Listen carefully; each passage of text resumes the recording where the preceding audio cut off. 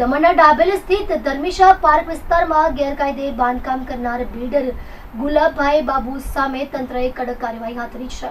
બિલ્ડરે કોઈપણ પ્રશાસનીય પરવાનગી લીધા વગર 3 થી 4 દુકાનો અને બિલ્ડિંગ બાંધી હતી. ઉપરાંત ટેરેસ અને જમીન પર ચાલ પર પણ ગેરકાયદે રૂમ બનાવી પરપ્રાંતીય કામદારોને ભાડે આપ્યા હતા.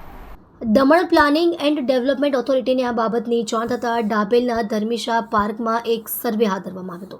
તપાસમાં સામે આવ્યું કે બિલ્ડિંગ બાંધવાની કોઈ અધિકૃત મંજૂરી લેવામાં આવી ન હતી. અગાઉ પણ આરસીસી ચણતર દરમિયાન બિલ્ડરને નોટિસ ફટકારી બાંધકામ રોકવા અને દસ્તાવેજો રજૂ કરવા જણાવ્યું હતું. સાથે વિકાસ સત્તામંડળના સભ્ય સચિવ સમક્ષ સુનાવણી માટે તક આપવામાં આવી હતી, પરંતુ બિલ્ડર પરવાનગી પત્ર રજૂ કરવામાં નિષ્ફળ રહ્યો છે. આખરે 17 ફેબ્રુઆરી 2025ના રોજ તંત્ર દ્વારા બિલ્ડિંગ પર નોટિસ ચિપકાવી 15 દિવસમાં ખાલી કરવાની અને 22 દિવસની અંદર બાંધકામ તોડવાનો નિર્દેશ અપાયો હતો.